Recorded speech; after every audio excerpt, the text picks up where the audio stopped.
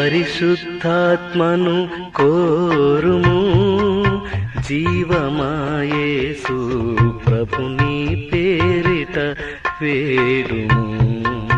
జీవమాయేసు ప్రభుని పేరిట వేడుము.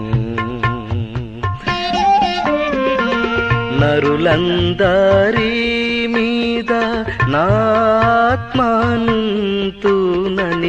పరలోకపు తండ్రి పలికే వేదములందు పరిశుద్ధాత్మను కోరుము, జీవమాయేసు ప్రభుని పేరిట వేడుము.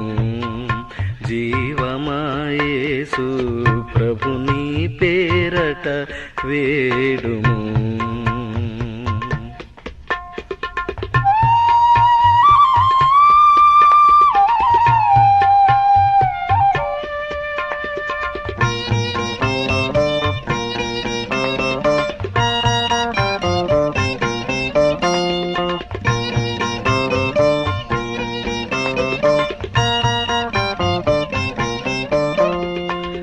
పరిశుద్ధాత్మ లేనిది వేదాగమ పఠనము కాదది. వేదాగమ పఠనము కాదది. నెరచీకాటింట సరకులు వెదకు రీతి పల్మరు వెదకినను నిరర్థకమై పోవును వేగా.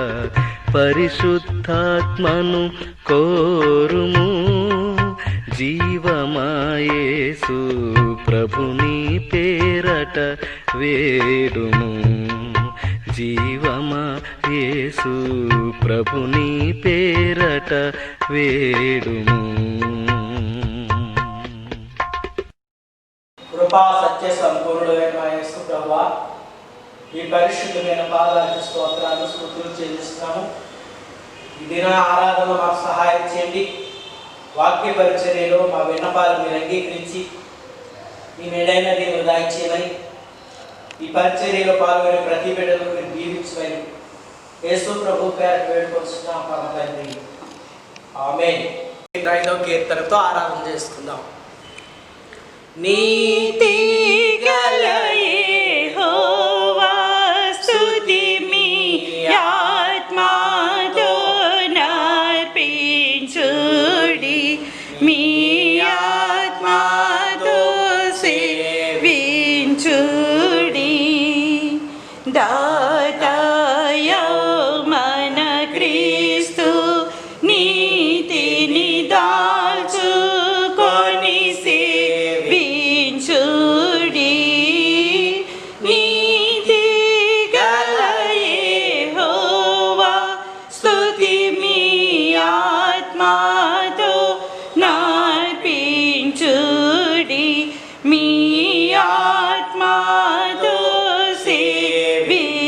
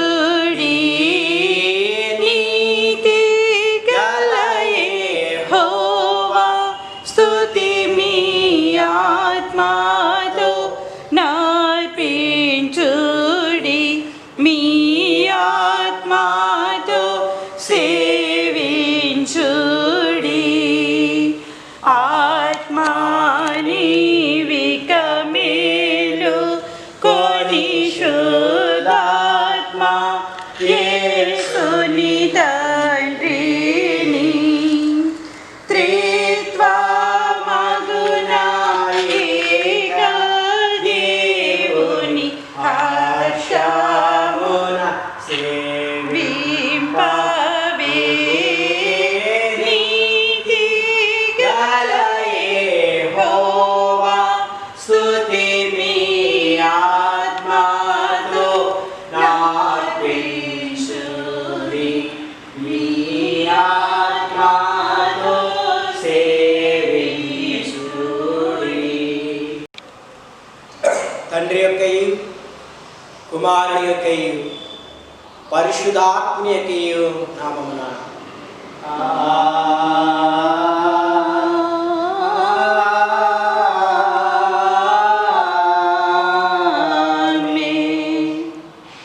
నీ వెలుగును నీ సత్యమును బయలుదేర చేయము, అవి నాకు ప్రావచ్చుతుంది.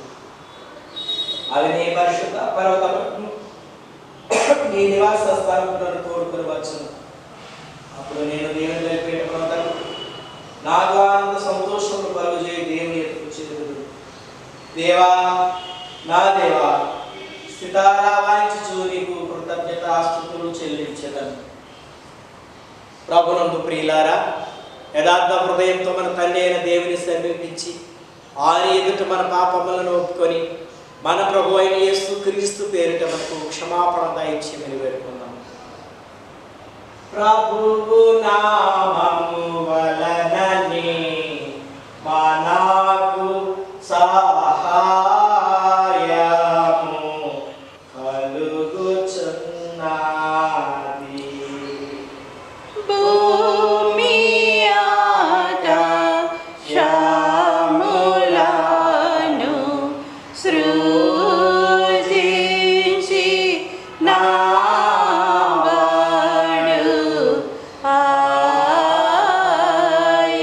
ఆయనే.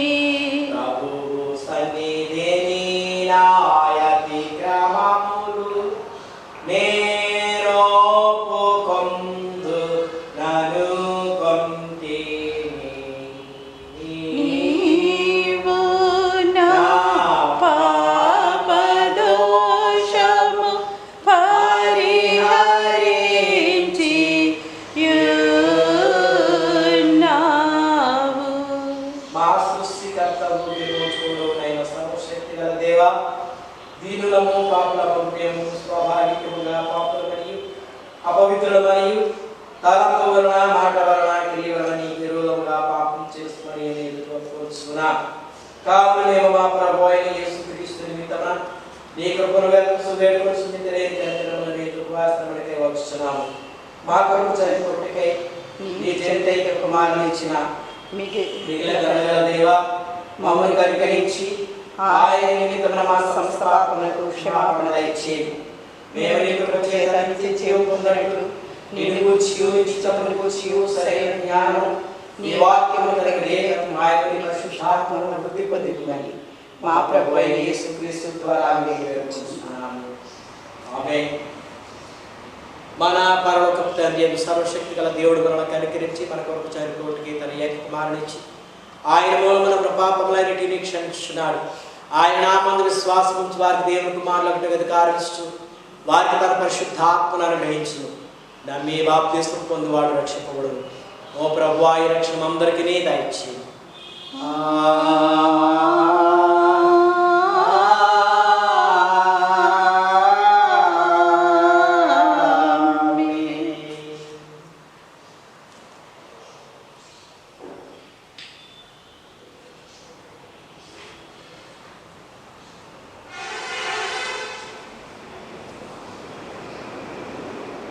దేవా, మేము నీ ఆలయముందు నీ కృపను ధ్యానించితిమి. దేవా, నీ నామం ఎంత గొప్పదో, నీ కీర్తి బుద్ధిగాంతముల వరకు అంత గొప్పది. నీ కుడిచే నీతితో నిండి ఉన్నది. మన దేవుని పట్టణమందు ఆయన పరిశుద్ధ పర్వతం యెహోవా గొప్పవాడును కీర్తనీయుడునై ఉన్నాడు. తండ్రికి కుమారునికి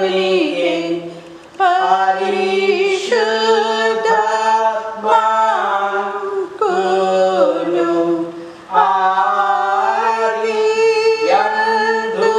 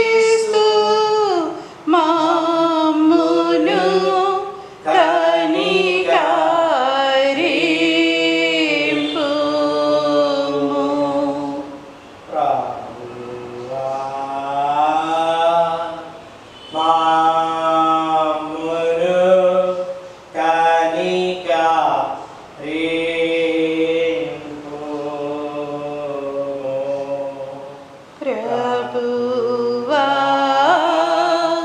మమ్మును కనికరింపుము.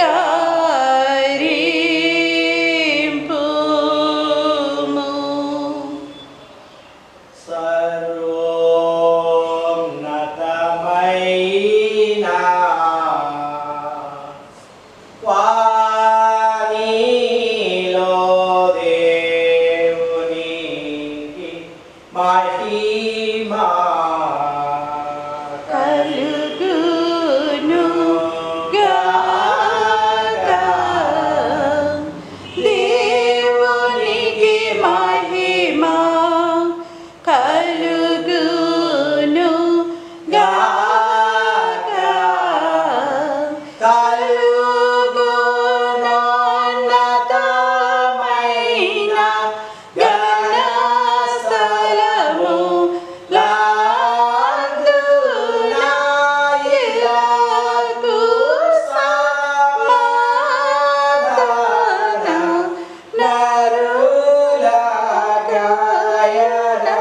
నరులకాయనాదాయ ప్రభువైన దేవా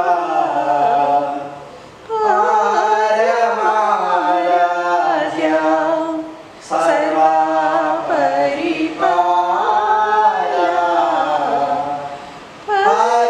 పరిపూర్ణ శక్తి గల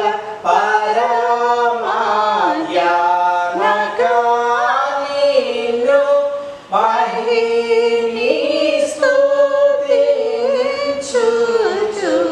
మరి పొగడుచున్నాము. మహిమపరచుచు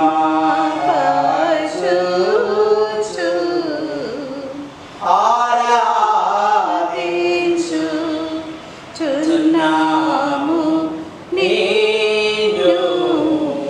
మహిమాతిశయమును మదిరాలంచియు నీకు మహిమా స్తుతి కృతజ్ఞతాలిచ్చుచున్నాము.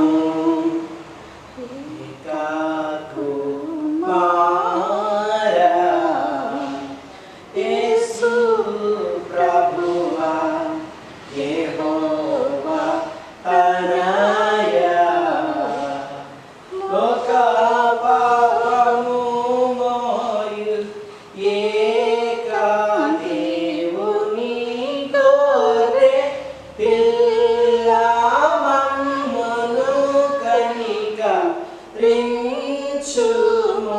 చల్లగా. లోక పాపములు మోసుకపోవు యేసు రక్షక. వాసిగా జనకుని కుడి వైపున కూర్చుండు యేసు మా ప్రార్థన లించి కాణికరించు.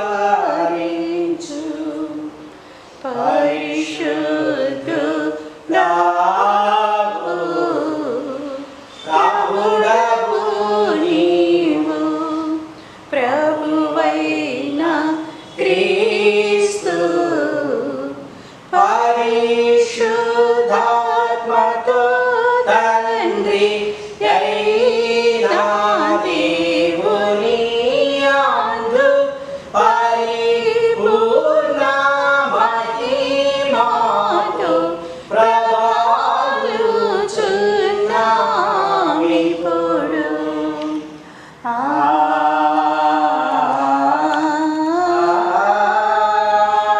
ఆమేన్.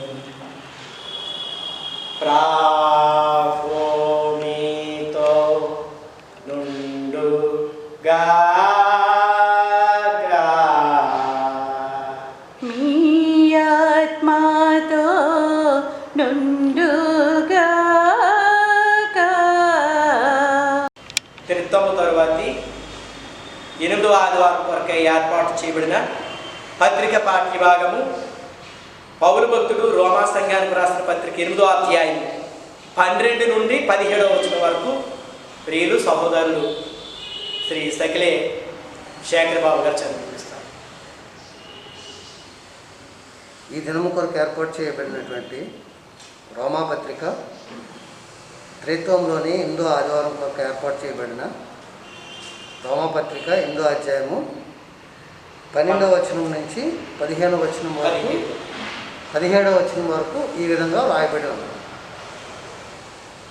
కాబట్టి సహోదరులారా, శరీరసారముగా ప్రవర్తించుటకు మనము శరీరమునకు రుణస్థులము కాము.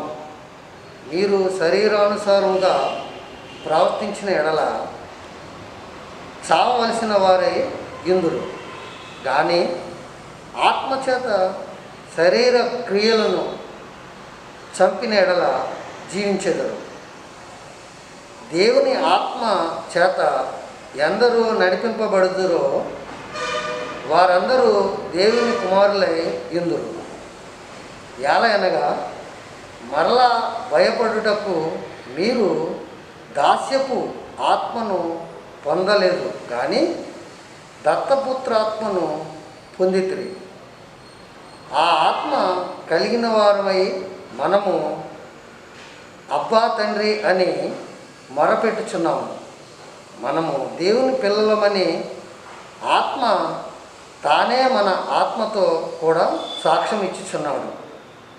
మనము పిల్లలమైతే వారసులము, అనగా దేవుని వారసులము, క్రీస్తుతో కూడా మహిమ పొందుటకు ఆయనతో శ్రమపడిన ఎడల క్రీస్తుతోటి వారసులము.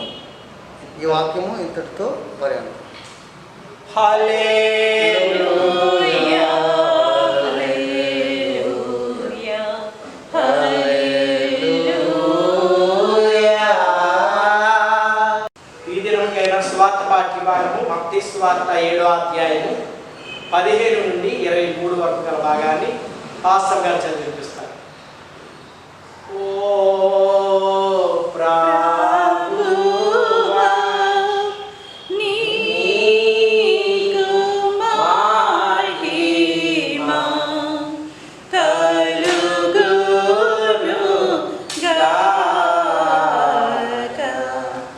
త్రిత్వములోని 8వ ఆదివారం కొరకు ఏర్పాటు చేయబడిన సువార్త పాఠ్యభాగము మత్తయి సువార్త 7వ అధ్యాయము 15వ వచనం నుంచి ఈ విధముగా వ్రాయబడి ఉన్నది. అబద్ధ ప్రవక్తలను గురించి జాగ్రత్త పడుడి. వారు గొర్రెల చర్మములు వేసుకుని మీ యొద్దకు వత్తురు, కానీ లోపల వారు క్రూరమైన తోడేళ్ళు. వారి ఫలము వలన మీరు వారిని తెలుసుకొందురు. ముండ్ల పొదలలో ద్రాక్ష పండ్లైనను పల్లేరు చెట్లను అంజూరపు పండ్లైనను కోయిదురా. అలాగుననే ప్రతి మంచి చెట్టు మంచి ఫలములు ఫలించును, పనికి మాలిన చెట్టు కాని ఫలములు ఫలించును. మంచి చెట్టు కాని ఫలములు ఫలింపనేరదు, పనికి మాలిన చెట్టు మంచి ఫలములు ఫలింపనేరదు. మంచి ఫలములు ఫలింపని ప్రతి చెట్టు నరకబడి అగ్నిలో వేయబడును. కాబట్టి మీరు వారి ఫలము వలన వారిని తెలుసుకొందురు. ప్రభువా ప్రభువా అని నన్ను పిలుచు ప్రతివాడును పరలోక రాజ్యంలో ప్రవేశింపడు, కానీ పరలోకమందున్న నా తండ్రి చిత్త ప్రకారం చేయువాడే ప్రవేశించును. ఆ దినమందు అనేకులు నన్ను చూచి, ప్రభువా ప్రభువా, మేము నీ నామమున ప్రవచింపలేదా? నీ నామమున దయ్యములను వెళ్ళగొట్టలేదా? నీ నామమున అనేకమైన అద్భుతములు చేయలేదా అని చెప్పుదురు. అప్పుడు నేను మిమ్మల్ని ఎన్నడను ఎరుగను, అక్రమం చేయవారులారా నా యొద్ద నుండి పొండని వారితో చెప్పుదురు. ఇంతటితో సువార్త పాఠ్యభాగం ముగిచున్నది. ఓ క్రీస్తు నీకు స్తోత్రము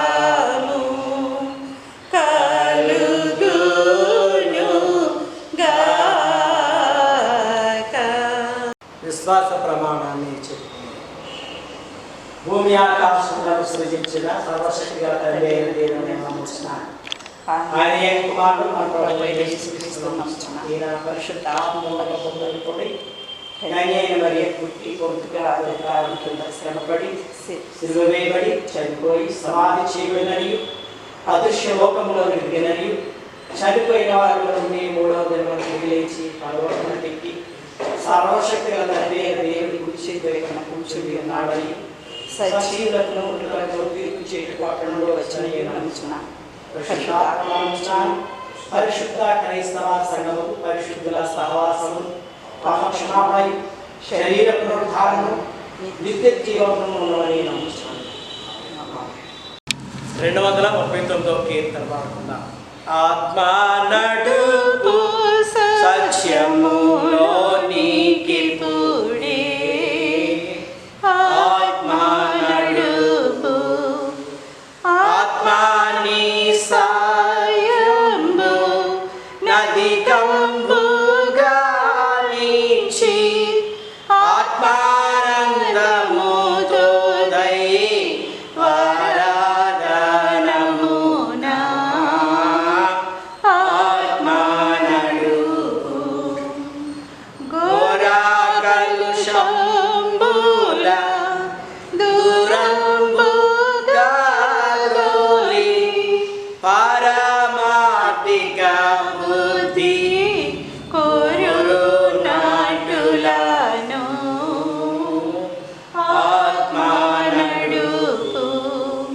అంధత్వము వలన మందమయ్యుండుమా దెందంబులెల్లాని యందు వెలుగుటకు ఆత్మా నడుపు నిర్మల హృదయము నిరతంబు మాకిచి కూర్మిని వరముల గుచి దీవించి ఆత్మా నడుపు సకల మానవులతో నకలంక శుభవార్త ప్రకటించు వర జ్ఞాన నికరంబు ఆత్మా నడుపు దీవించి పంపుము దైవాత్మమును భావజ్ఞానము సంగి ప్రభు సేవలోన ఆత్మా నడుపు ఆత్మా నడుపు సత్యములోనికి పూడే ఆత్మా నడుపు. మా తండ్రి అయిన దేవుని నుండి మన ప్రభు అయిన యేసుక్రీస్తు వారి నుండి కృపయు సమాధానము మీకు కలుగునుగాక. ఆమేన్. ప్రభునందు ప్రియ విశ్వాసులారా, దేవుని యొక్క కృపచేత గడిచిన ఆరాధన దినం నుండి నేటి వరకు మనను కాచి కాపాడిన దేవునికి కృతజ్ఞతలు, వందనాలు, స్తోత్రాలు చెల్లింపబద్దులమై ఉన్నాం. ఈ దినము అనగా త్రిత్వము తరువాతి 8వ ఆదివారం కొరకే ఏర్పాటు చేయబడిన దేవుని యొక్క లేఖనముల నుండి స్వార్థ పాఠ్య భాగము మత్తయి స్వార్థ 7వ అధ్యాయము 23వ వచనాన్ని మనం చదువుకుందాం. అప్పుడు నేను మిమ్మల్ని ఎన్నడను ఎరుగను, అక్రమము చేయవాళ్ళారా నా యొద్ద నుండి పొండని వారితో చెప్పుతున్నాను. అలాగనే మత్తయి సువార్త 7వ అధ్యాయము 17వ వచనాన్ని చదువుకుందాం. అలాగనే ప్రతి మంచి చెట్టు మంచి ఫలములు ఫలించును, పనికిమాలిన చెట్టు కాని ఫలములు ఫలించును. ప్రతి మంచి చెట్టు మంచి ఫలములు ఫలించును, పనికిమాలిన చెట్టు కాని ఫలములు ఫలించును. పరిశుద్ధుడు అయిన తండ్రి, నీతిశ్వరుడు అయిన మా దేవ, ఈ దినమున మాకు ఆరాధనలో సహాయం చేస్తారు. వాక్య పరిచర్యలో మీరు సహాయం చేయండి. నా నోటి మాటలు మా హృదయ ధ్యానం మీ దృష్టికి యోగ్యముగా చేస్తున్నామని యేసు ప్రభు పేరట వేడుకుంటున్నాం పరమ తండ్రి, ఆమేన్. ప్రియ స్నేహితులారా, మరి దేవుని యొక్క కృపను బట్టి ఆయన పాద సన్నిధిని చేరి ఆరాధించుకోవడానికి దేవుడు మనకిచ్చిన కృపలను బట్టి మొదటిగా దేవాది దేవునికి వందనాలు, స్తోత్రాలు, స్తుతులు చెల్లించుకుంటూ ఈనాటి మన వాక్య ధ్యానము ఫలములు లేక ఫలములు దేవుని యొక్క వాక్య సత్యములో ఈ సువార్తికుడు మత్తయి గారు వ్రాస్తూ, మీరు తీర్పు తీర్చవద్దు, తీర్పు తీర్చడానికి చోటివ్వద్దు, నిన్ను నీవే ఆత్మస్వపరీక్ష చేసుకో, ఎదటివాని గురించి నీవు నిందలు వేయద్దు, ఎదటివాని గురించి నీవు తీర్పు తీర్చవద్దు, నీ కంటిలో నరుసు పెట్టుకొని ఎదటివారి కంటిలో దూలము లాంటి తప్పులు ఎంచవద్దు అని చెబుతూ, అడగండి నేను ఇస్తాను, వెతకండి మీకు దొరుకుతానని సెలవిచ్చిన ప్రభువారు, మీరు సంకుచితమైన ఇరుకు మార్గంలో ప్రవేశించ పోరాడుడి, పరమునకు పోవుదు మార్గము అది ఇరుకు మార్గము, లోకానుసారమైన మార్గము వెడల్పు, అది నాశనముకు పోవునని చెబుతూ, మిమ్మును మోసపరిచే సువార్తికులు, అబద్ధ బోధకులు వస్తారు. వారు గొర్రె చర్మమును కప్పుకొని మనసులు క్రూరమైన తోడేళ్ల వంటి మనసు కలిగిన వారై మీకు సువార్త ప్రకటిస్తారు. అది నిజమైనది కాదు, అది ఆత్మ సంబంధమైనదా కాదా అనేది మీరు తెలుసుకోవాలని ప్రభువారు హెచ్చరిక చేస్తూ, అది ఎలా తెలుసుకోవాలి అంటే,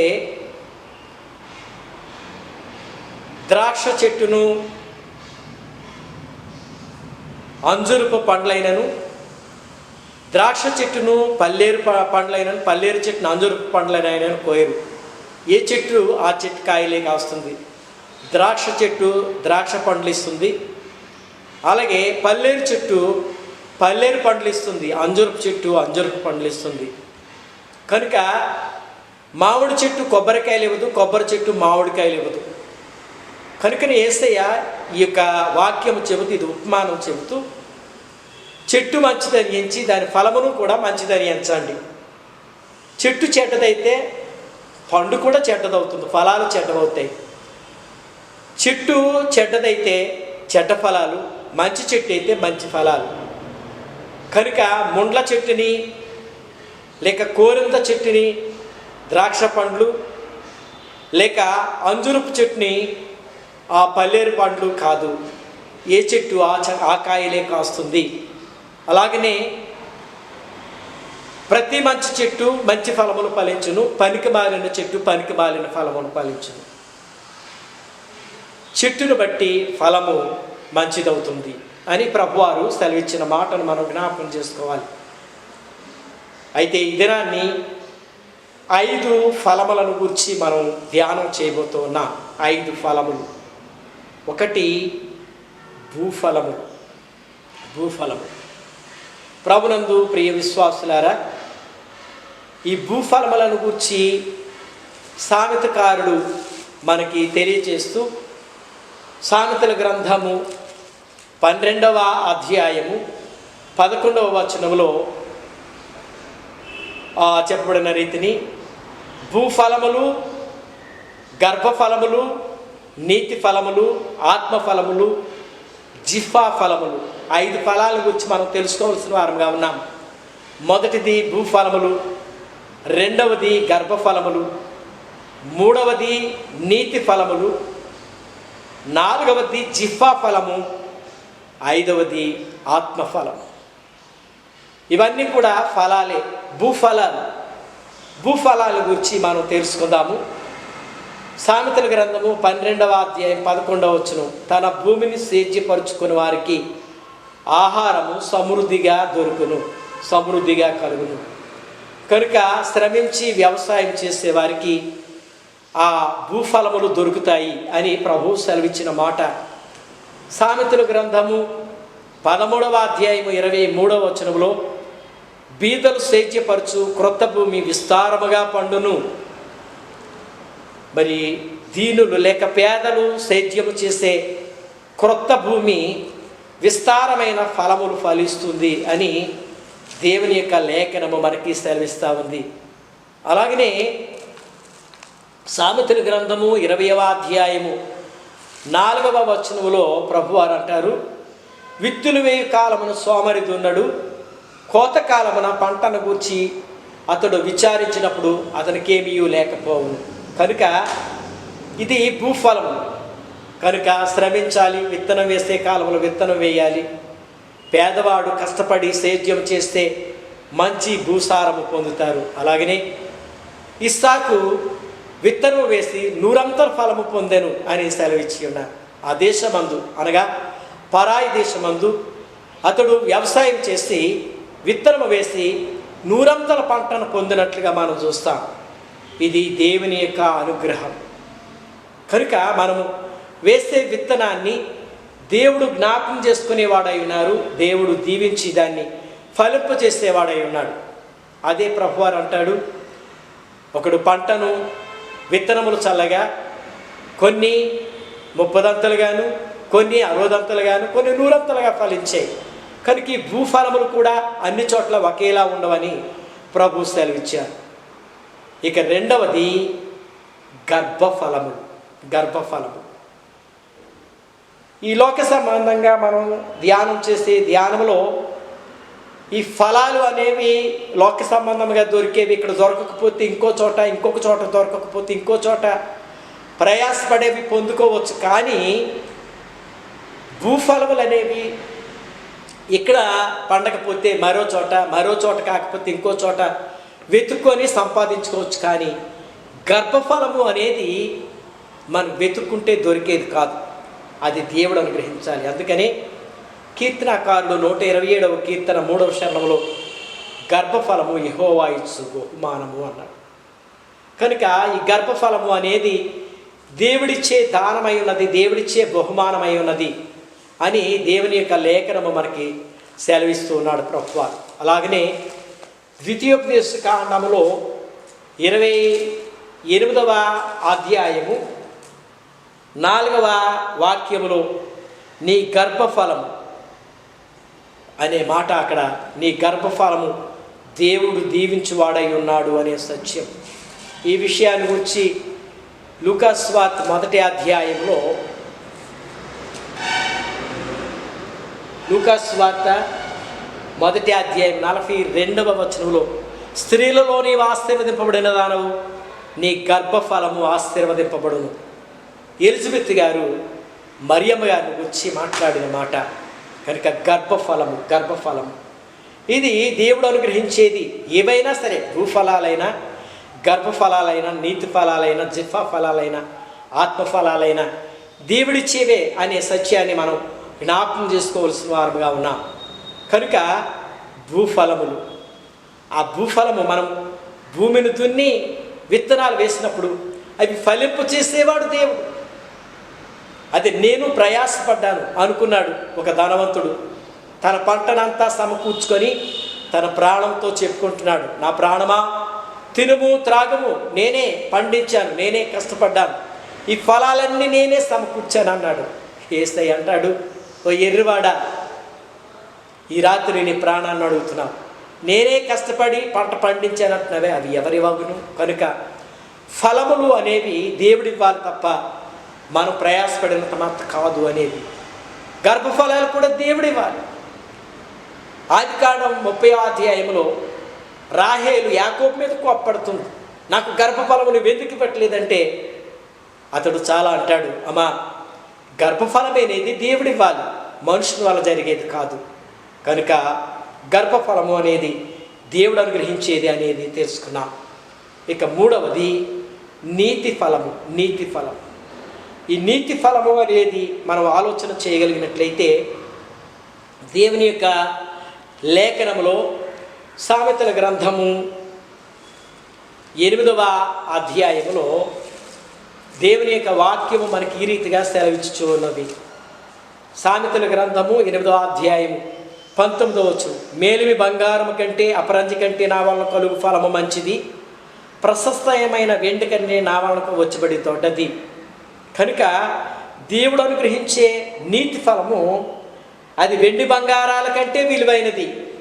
ఒకవేళ వెండి బంగారము నువ్వు కష్టపడి పనిచేసి నీతి ఫలమును గురించి ప్రభువు చెబుతా ఉన్నాడు.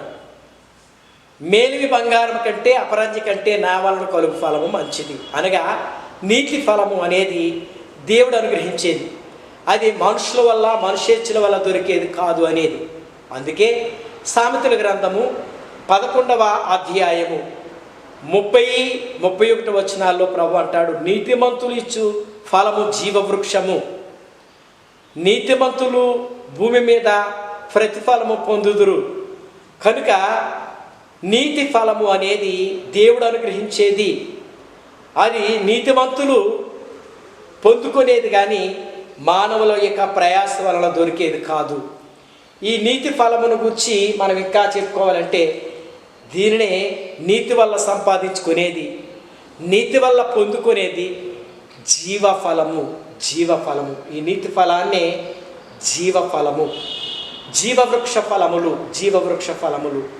వీటిని గూర్చి ప్రకటన గ్రంథము 22వ అధ్యాయము 2వ వచనంలో ప్రభు సెలవిచ్చిన మాట మనం అక్కడ ఆలోచించినట్లయితే, ఆ పట్టణపు రాజవీధుల మధ్య ప్రవహించుటకు ఆ దూత నాకు చూపెను, ఆ నది యొక్క ఈవలను ఆవలను జీవవృక్షములుండెను, అవి నెలకి ఫలించును, 12 కాపులు కాయను.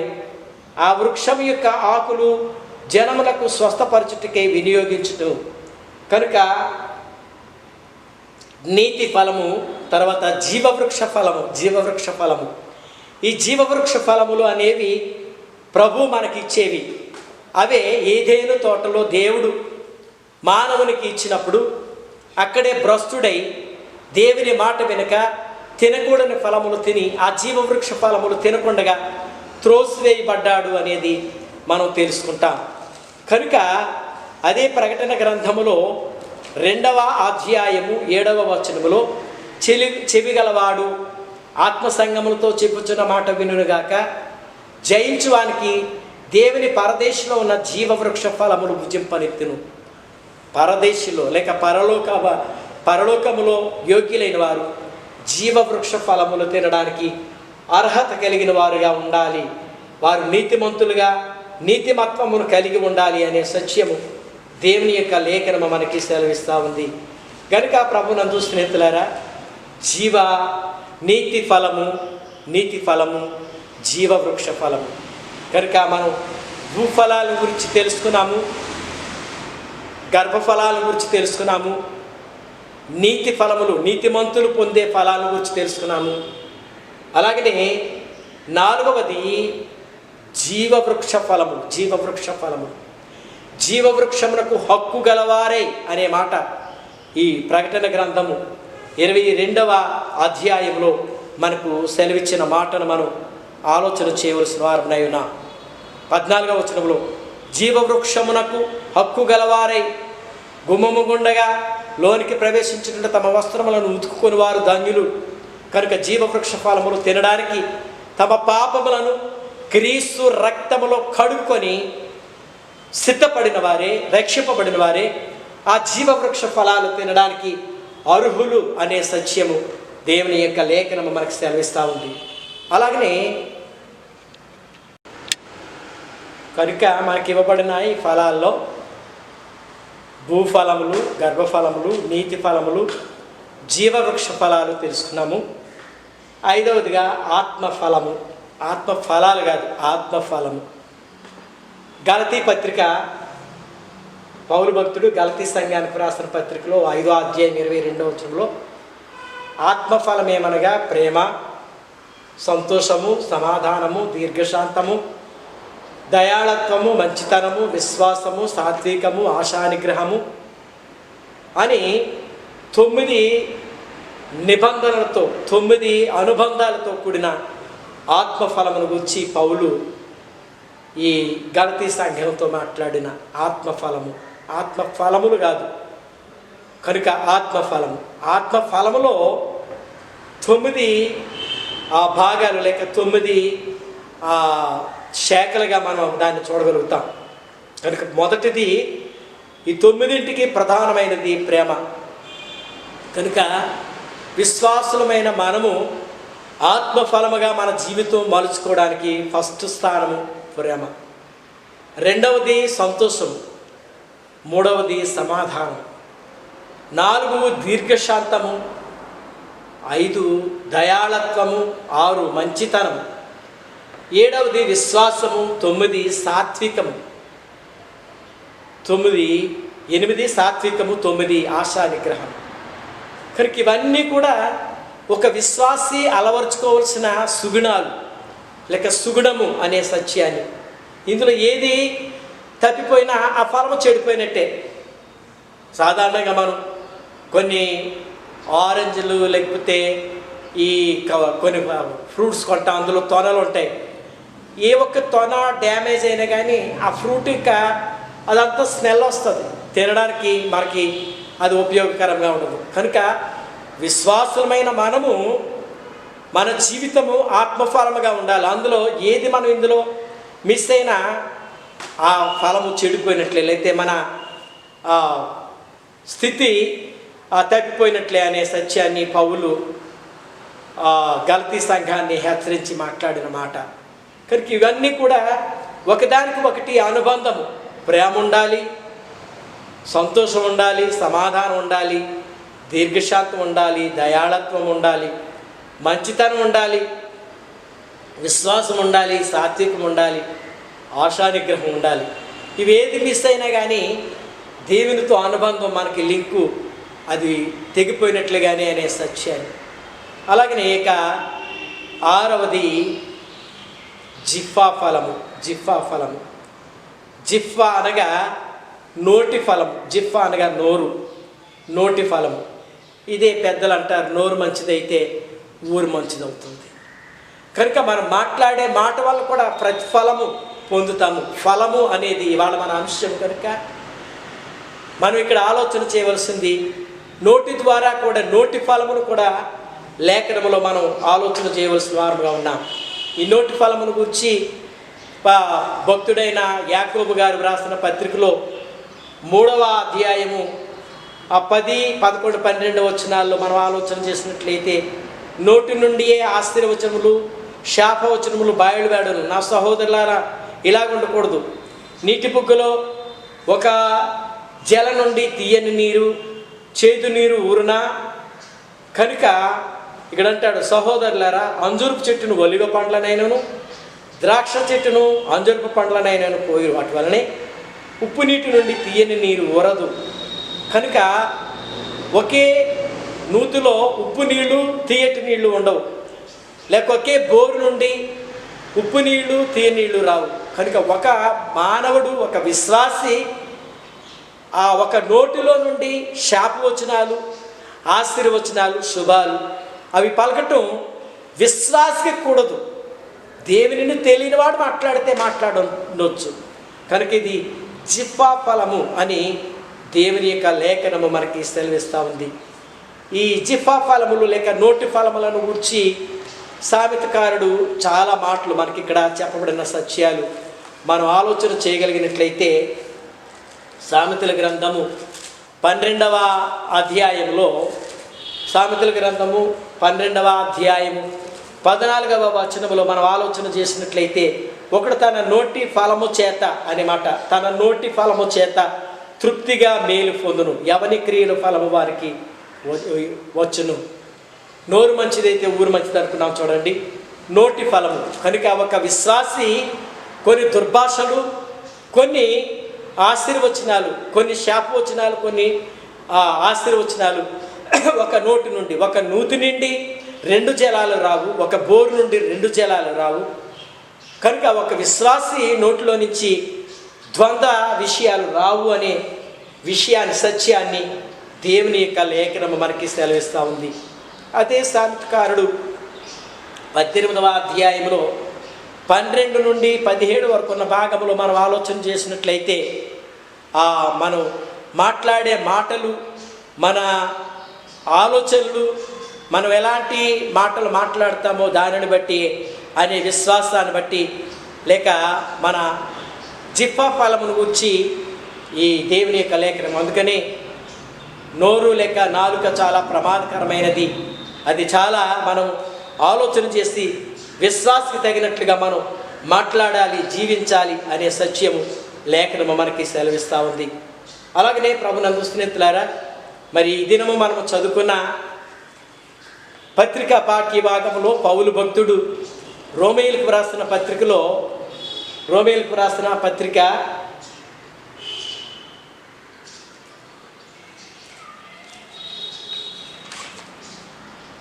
రోమేయులకు రాసిన పత్రిక 8వ అధ్యాయంలో మనం ఆలోచన చేయగలిగినప్పుడు అక్కడ 12 నుండి 17 ఉన్న భాగంలో మనకు చెప్పబడిన మాటలో శరీరానుసార్లు, ఆత్మానుసార్లు, ఇది మొదటి వచనం నుంచి మనం గమనించినట్లయితే శరీరానుసార్లు శరీర విషయములు, లోక సంబంధమైన విషయాలు ఆలోచిస్తారు. ఆత్మానుసారులు దేవుని తలంపులు, దేవుని విషయమైన ఆలోచనలు చేస్తారు.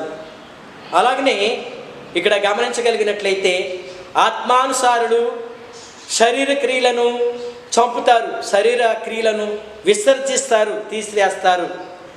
శరీరానుసారులు లోక సంబంధమైన విషయాలు, ఆత్మీయమైన తలంపు, ఆత్మీయమైన ఫలములను గురించి ఆలోచించరు. లోక సంబంధమైన ఫలాలను గుర్చేవారు ఆలోచన చేసేవారై ఉంటారు అనే సత్యము లేఖనము మనకి సెలవిస్తూ ఉంది. ఇందును బట్టి ఇదే రోమాపత్రికలో 6వ అధ్యాయము 22వ వచనములో ఆయనని ఇప్పుడు పాపము నుండి విమోచింపబడి దేవునికి దాసులైనందున పరిశుద్ధత కలుగుటియే మీకు ఫలము.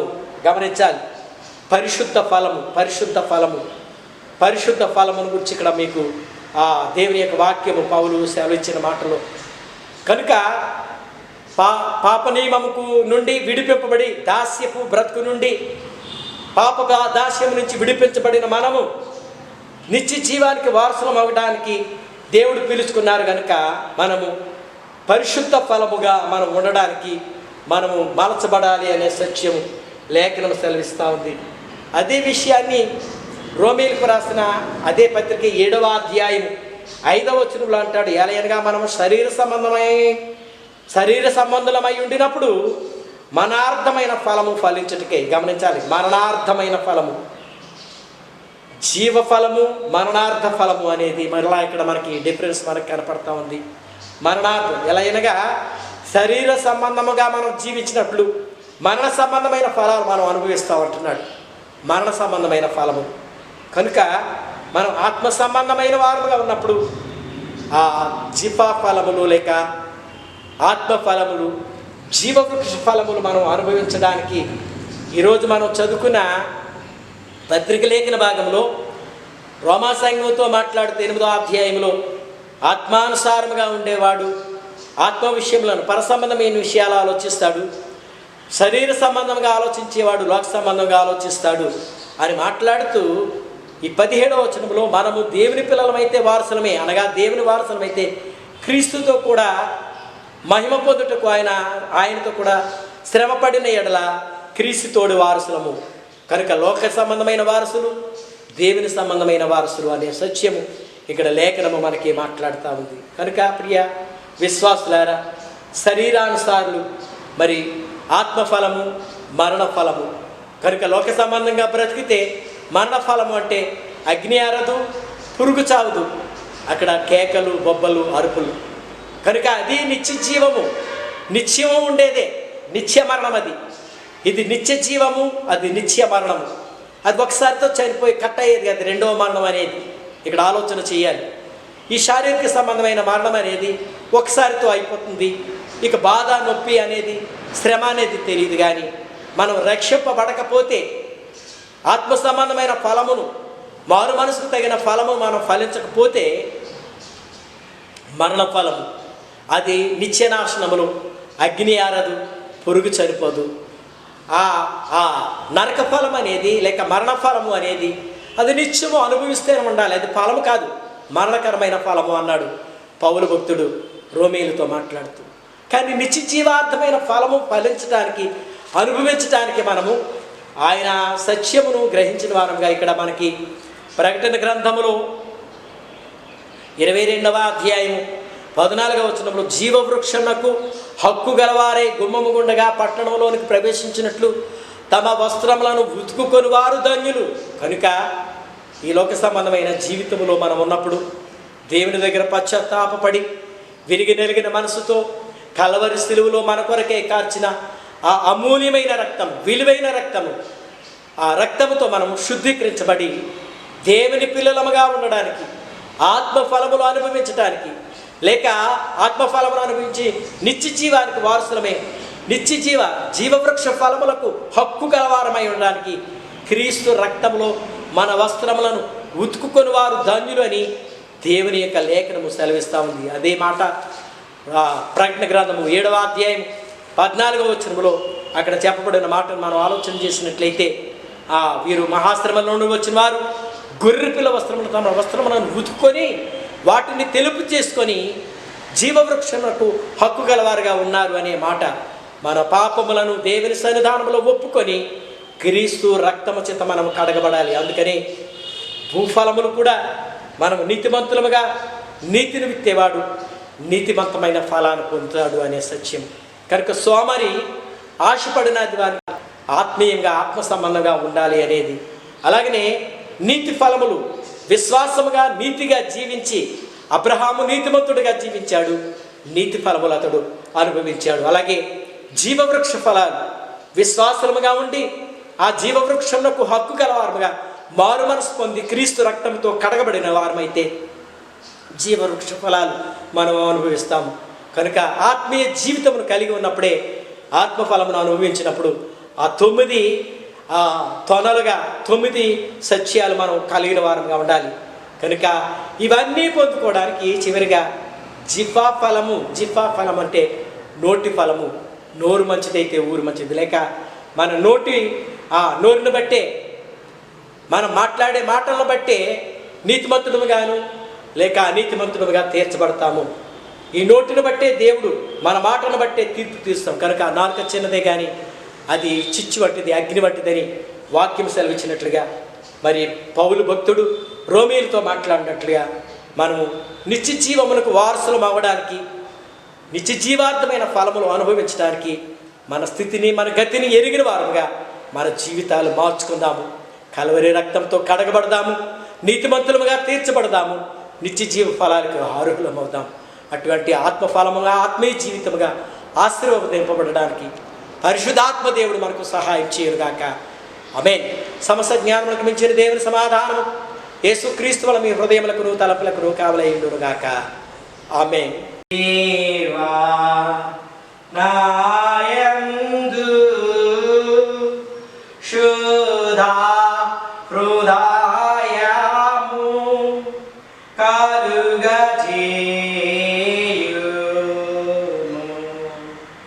నాయంతరంగములో స్థిరమైన మనసును దానముగా పుట్టించుము. నీ సన్నిధానములో నుండి నన్ను త్రోసివేయకుము. నీ పరిశుద్ధాత్మను నా యొద్ద నుండి తీసివేయకుము. నీ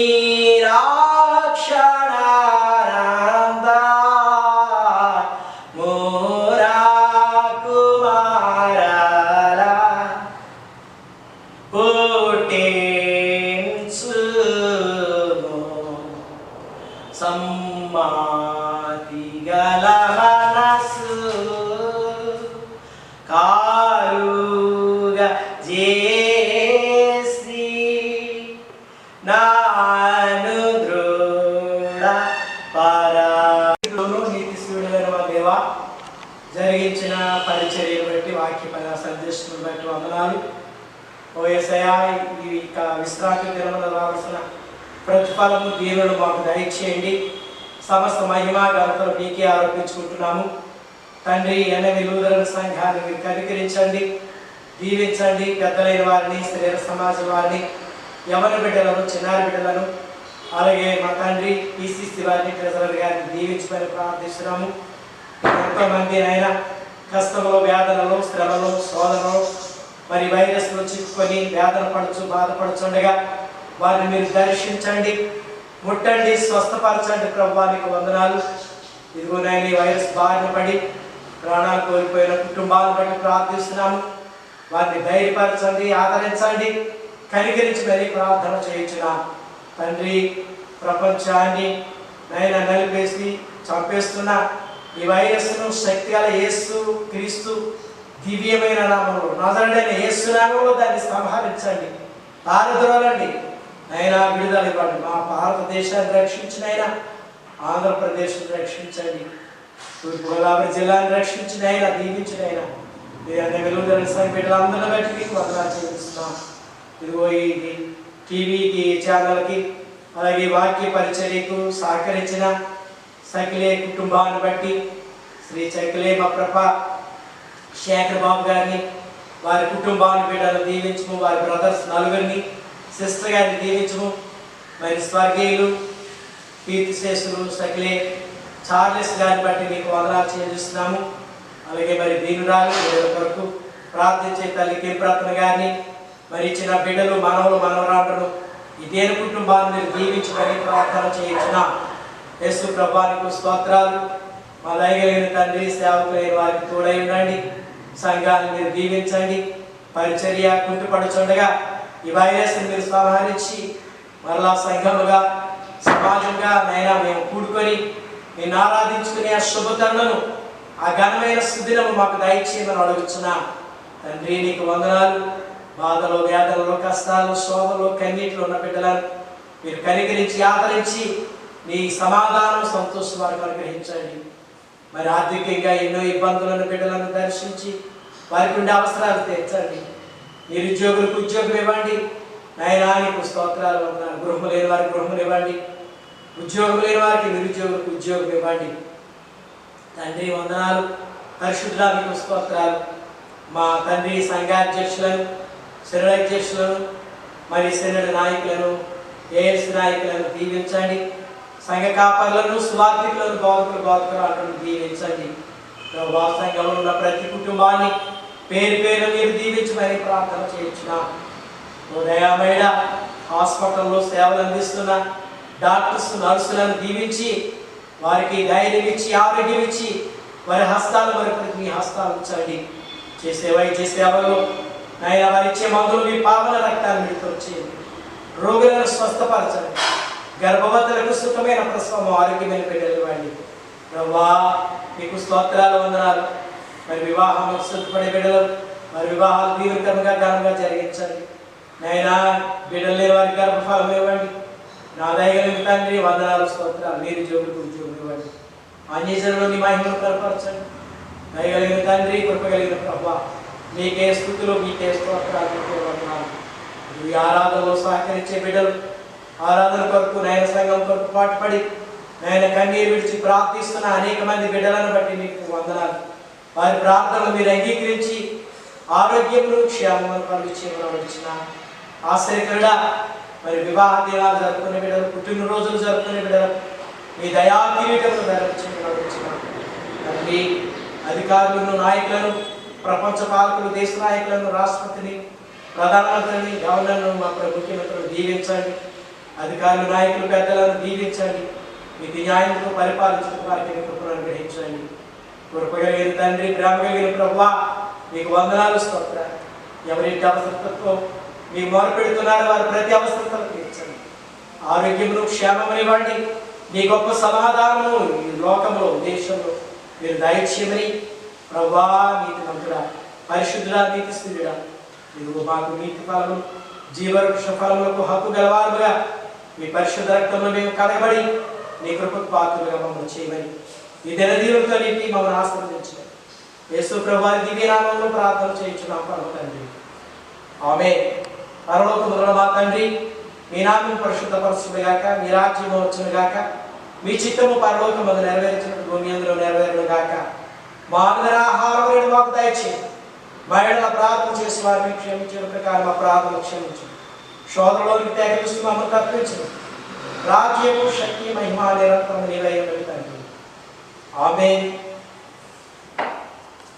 ప్రభు నిన్ను ఆశీర్వదించి నిన్ను కాపాడును గాక. ప్రభు నీ తన సన్నిధిని ప్రకాశించి కరుణించుగాక. ప్రభు నీ మీద తన సన్నిధి కాంతులు నింపజేసి నీకు సమాధానం కలుగు చేయను గాక. ఆమేన్.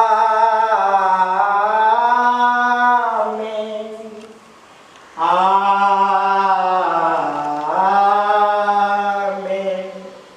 ఆమేన్.